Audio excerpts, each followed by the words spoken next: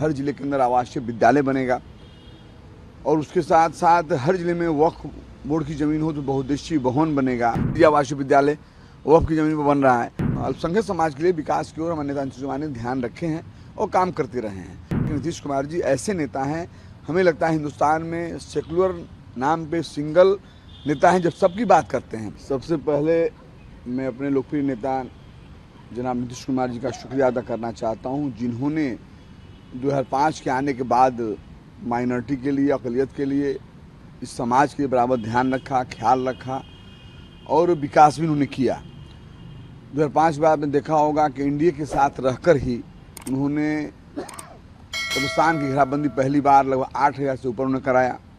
उनके साथ रहते हुए भी निर्देशित के अधिकारियों का स्वीकृत कराएं, हर जिले के अंदर आवासीय विद्यालय बनेगा और उसके साथ साथ हर जिले में वक्फ बोर्ड की ज़मीन हो तो बहुउद्देशीय भवन बनेगा। साथ साथ में एक हॉस्टल, 2 हॉस्टल यानी बच्चे के अलग, बच्चियों के लिए अलग बनेगा पूरे जिला में। और मदरसा को लेकर चिंतित रहे। उससे पहले मदरसा में क्या था आप भी जानते हैं, मैं भी जानता हूँ। मदरसा का उनके आने के बाद मदरसा को शुद्धिकरण की व्यवस्था उन्होंने कराया, जो आधुनिक ज़माने में जो होना चाहिए। लाइब्रेरी, उसमें कंप्यूटर, सारी सिस्टम के साथ साथ टीचरों का ध्यान उन्होंने रखा। जो आप जानते हैं कि 60,000 लगभग उनका तनख्वाह उन्होंने किया। इन सब चीज़ों को लेकर हमारे नेता चिंतित रहते हैं बराबर। मदरसा को लेकर बताना चाहता हूँ, जो मदरसा एक शिक्षण संस्था है जहाँ से बच्चे निकलते हैं और बच्चे जब निकलते हैं तो उसमें मदरसा का रिकॉर्ड है कि उसमें जो भी निकला है लगभग सुधर कर और देश के प्रति भक्ति, परिवार में भक्ति, ये सब रहती है जो मदरसा से निकलते हैं। बहुत सारे ऐसे भी हैं उलमा, अच्छे उलमा निकले हैं जो मदरसा से निकले हैं, देश के लड़ाई में कुर्बानियाँ दी हैं, तमाम चीज़ें। तो उसको हमारे नेता ने ध्यान रखा। आदरणीय नीतीश कुमार जी ने, जनाब नीतीश कुमार जी इस बात को ध्यान रख के मदरसा के लिए हर जगह हम हर ज़िले के अंदर जितनी भी मदरसाएँ लगभग पहले थी उस मदरसा को रजिस्टर्ड कराकर उनकी सारी व्यवस्थाएँ जो आधुनिक होना चाहिए सारी व्यवस्था हम लोग कर रहे हैं। वक्फ की जो ज़मीनें होती हैं आप भी जानते हैं, वो दानी ज़मीन होती है। जो हमारे पूर्वज या हमारे जो लोग थे, बुजुर्ग लोग थे, जो यहाँ से गए तो वो लोग एक तरह से दान दिए, वक्फ किए। तो गरीबों के लिए, बेसहारों के लिए, उनके विकास के लिए इस बात को मैं नेता नीतीश कुमार जी ने समझा। और आपको जानकारी होगा, पता भी कर सकते हैं, आप मीडिया के मेरे भाई हैं, आपको सब जानकारी मुझसे ज़्यादा ही होगी। आप कहीं भी पता कर सकते हैं, किसी जिला में कहीं ना कहीं वक्फ की ज़मीन हमारे नेता ने उस पर काम कराया ही है, कराने के लिए आज भी सोचे हैं, निर्देशित हम सबको करते रहते हैं। अब देख लीजिए आवासीय विद्यालय वक्फ की ज़मीन पर बन रहा है, हॉस्टल, 2 हॉस्टल वक्फ ज़मीन बन रहा है, बहुउद्देशीय भवन, जो बहुउद्देशीय भवन इसलिए बन रहा है जिसमें कि कॉम्प्लेक्स टाइप का होता है, उसमें हर तरह से मार्केटिंग भी हो सकती है, उसमें विवाह मंडप भी हो सकता है, उसमें सारी मीटिंग भी हो सकती है। ये सब चीज़ें एक विकास की ओर, अल्पसंख्यक समाज के लिए विकास की ओर हमारे नेता नीतीश कुमार ने ध्यान रखे हैं और काम करते रहे हैं।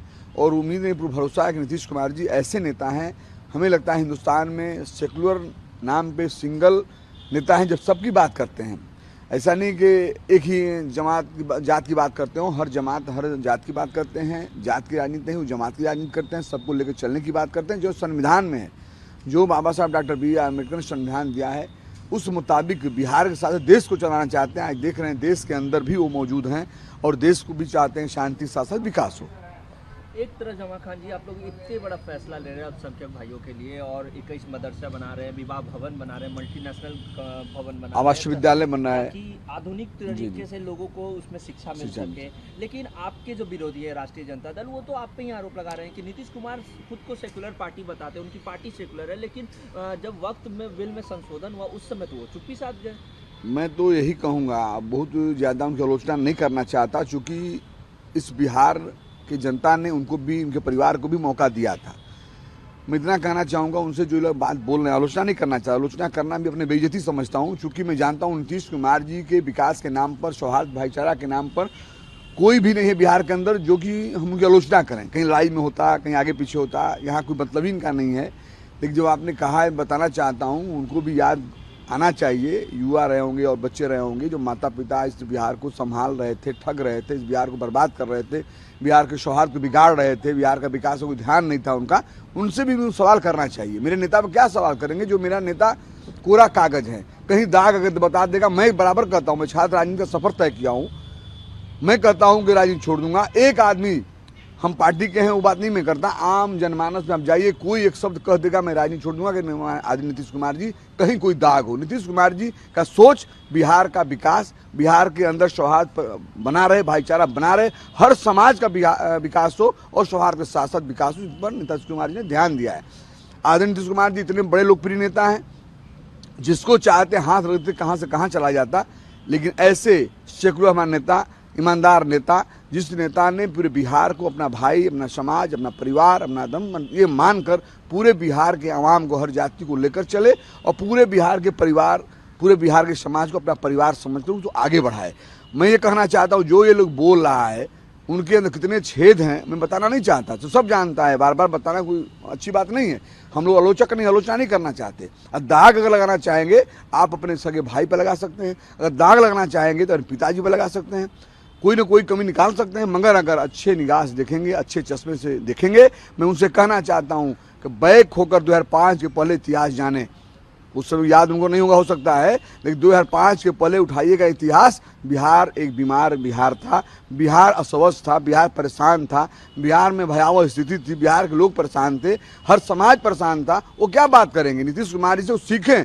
अगर आगे बढ़ना है तो मैं ये कहना चाहता हूँ कि नीतीश कुमार जी से वो सीखें। अगर अपने माता पिता से सीखेंगे जो उन्होंने काम बिहार के अंदर किया है, देश जानता है, देश थरथरा रहा था इनके शासन काल में, और बिहार के नाम पर लोग जाते थे, अदर स्टेट में सम्मान नहीं मिलता था, चेहरे लोग मोड़ लेते थे। आज बिहार के अवाम, बिहार की जनता, बिहार कार्यकर्ता, बिहार के लोग किसी स्टेट में, किसी देश में जाते हैं तो नीतीश कुमार जी के नाम पर उनको सम्मान मिलता है, हम सबका सीना चौड़ा होता है। लेकिन मुस्लिम विरोधी बताया जा रहा है। एक तरफ अल्पसंख्यक समाज प्रकोष्ठ का बैठक करते हैं तेजस्वी और कहते हैं कि ये तो हमारे भाई हैं, इनको समझना है कि ये इनके साथ कौन। यही तो बात है, यही तो बोल बोल के ठगते हैं वो लोग। कभी माई का समीकरण, कभी बाप का समीकरण, इससे ज्यादा जानते क्या हैं। और जो मंच पे आते हैं, आवाम के सामने आते हैं, कैसे ठगते हैं। आप मीडिया के साथी हैं, आप सब जानते हैं। नीतीश कुमार जी ठगने की काम नहीं करते, नीतीश कुमार जी विकास करते हैं। और नीतीश कुमार जी कभी वोट की राजनीति नहीं करते, कभी कुर्सी की राजनीति नहीं करते। नीतीश कुमार जी, इस बात को मैं चैलेंज करना चाहता हूं, नीतीश कुमार जी बिहार के विकास की राजनीति करते हैं, बिहार के आवाम के सौहार्द की राजनीति करते हैं। उन्हें कभी कुर्सी की बात नहीं की।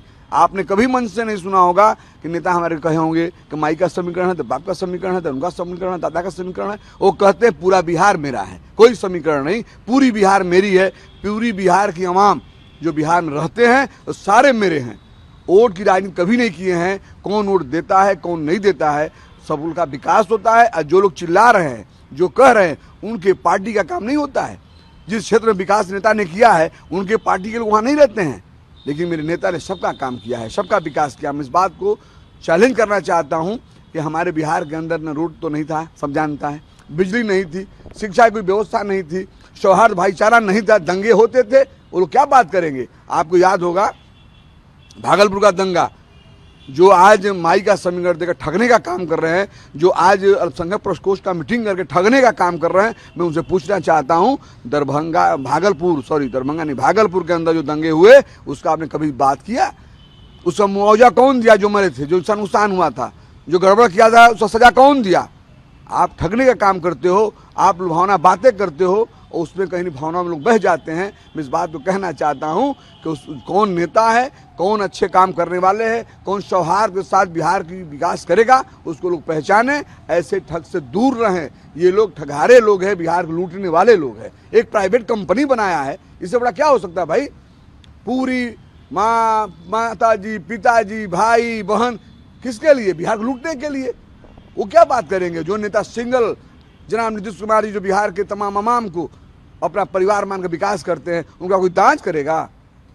इन मदरसों में कितनी राशि लगेगी? क्योंकि 21 मदरसे बनाने की बात हो रही है, तो ओवरऑल कितनी राशि? देखिए, जगह जगह से जो स्वीकृत किया जाता है, जो आकलन बनती है, जो वहाँ का जिसे प्रोसेस जाता है आगे, जिस हिसाब से मदरसा बड़ा है, छोटा है, कहीं 2 करोड़ है, कहीं 4 करोड़ है, कि 5 करोड़ है, कि 1 करोड़ है, कि 10 करोड़ भी लग सकता है, ऐसे होकर वो बनता है।